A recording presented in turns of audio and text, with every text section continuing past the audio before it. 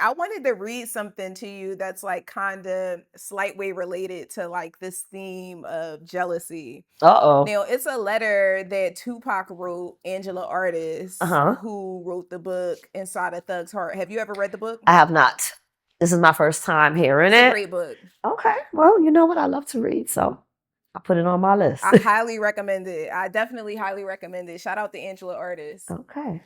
All right, so I'm going to read the first part. Now, in one of the letters that she wrote Tupac, she asked him if he was marrying Jada Pinkett because I guess there were rumors or like Right. stories circulating in the media that they were getting married. So Mm-hmm. he's answering her question back in the letter. Okay. He says, Angela, no, I am not marrying Jada. It was never an issue. Yes, she did ask me, but it was more out of pity than real love. Don't get me wrong, I do love Jada, but only as a friend.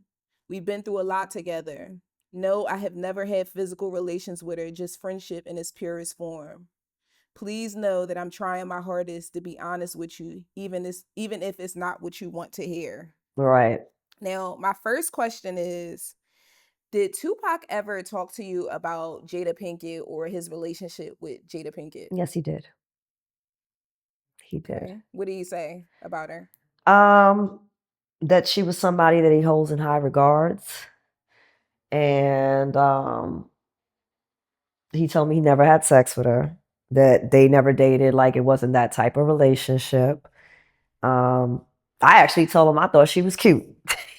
And he was like, well, shit, maybe we could set something up one day. I was like, all right, whatever. But, yeah, I'm telling you, like, yeah, he had a whole little scenario, but I was like, all right. And, he just told me, like, that she was somebody that really was down for him and had his back and that he loved her, but in a platonic way. And, he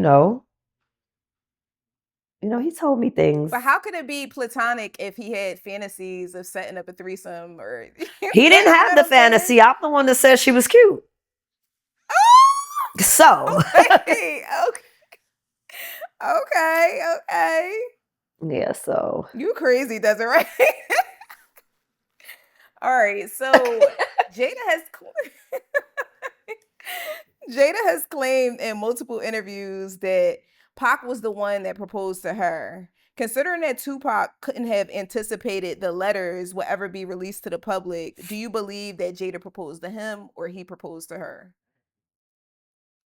Well, that's a good one because that is something that he did not tell me. Um, Not that he didn't tell me like that there was a time that they would have gotten married based because he thought he was going to get conjugal visits, but he just didn't tell me the nature of how that came to be. But if he said he didn't and he wrote that in that letter, I'm gonna have to go with him because I've never had him. I've never caught him in a lie. He's been very real with me, and everything he's told me, I ain't never find it to be a lie. So I believe him. Yeah. All right, so Desiree, I'm gonna continue the letter, and I want your honest reaction in the moment. Okay, Okay. you got it. The letter continues. Please know that I'm trying my hardest to be honest with you, even when it's not what you want to hear. In my first letter, I told you about the person in my life, didn't I? Well, here's more information on her. Her name is Kiesha. Hmm. We've been real with each other and seeing each other for 9 months on the 19th of March. I've cheated on her, got shot up, basically drug her through hell, but she stayed in my corner and I'm very loyal. So she's the special person in my life. I now have a good relationship with her. We have no secrets. She knows of you, but not your name. I just told her that I had an intense pen pal in Georgia and one day we'd meet. She's not my girlfriend, but I am her king and I consider her to be my queen.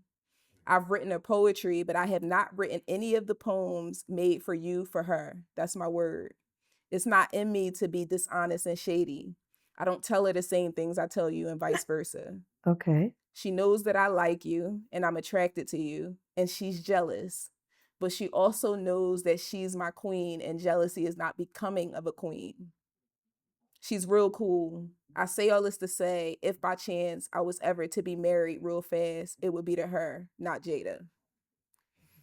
Now, with all that being said, what are your thoughts on what you just heard in the letter? And did he ever talk to you about his relationship with Kiesha Morris? Mm-mm. I never knew about Kiesha until he got married. No. When I did not. So obviously there's some time overlapping there between me and him. I feel like when I got off that bike in the summer, yeah, it might have been like April, May time. That I don't know if that's when they met or they was rocking, whatever was going on. And then once he got shot and once he got arrested, I went upstate and I was up there for like 4 or 5 months. So I guess they was doing their thing and bonding. And how do I feel? Sometimes like when I was younger, I felt kind of like betrayed in a way a little bit because I knew that I was fucking with him for a while and we had a bond as well. And then those things happened and I disappeared because of that court case. So I kind of felt like, damn, like I disappeared because of this court case and you go boo loving on somebody like to that extent. And, after he got shot, I didn't get a chance to see him and he married her. He got locked up the next day. He married her and, I was heartbroken. And I was heartbroken, I was heartbroken because he was arrested and he was in Rikers. Then, I was like, oh, well, I guess he found somebody, so I'm going to leave that alone. And that was my intent, to respect their marriage and leave him alone. Because, we had our falling out. We never got to rectify the situation. And so be it. But then fast forward, and I'm in some nightclub, I don't remember exactly where, and I bump into Stretch.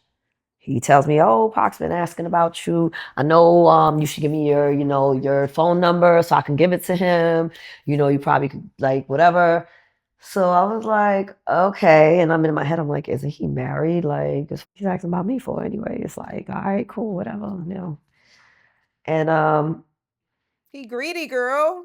That's he was a connoisseur of women. He's not greedy. Look, he was okay. enjoying Take up the for your man. flavors. My bad. Yes. My bad. I'm gonna get it right, Desiree. I'll take up for your man. You got it.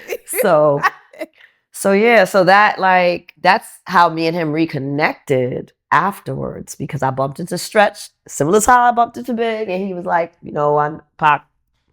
He's been asking if I seen you and so I gave him my number. He called me. He's like, yeah, I'm gonna come by, drop you his address. Cool. Then he shows up at my crib in Brooklyn at my grandmother's house, and then I ended up finding his movements a little funny. And as I'm hearing rumors, I'm hearing rumors through the grapevine that Big and Pac have a fallout. They not cool, but here's Stretch with all these people from Junior Mafia pulling up to my crib.